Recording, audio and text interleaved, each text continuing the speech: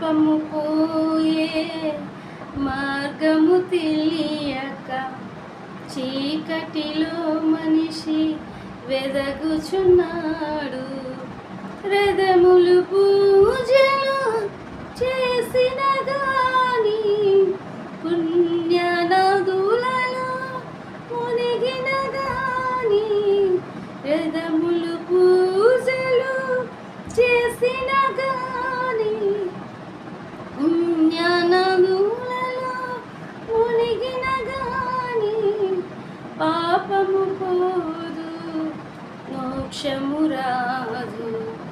పాపము పోదు, మోక్షము రాదు.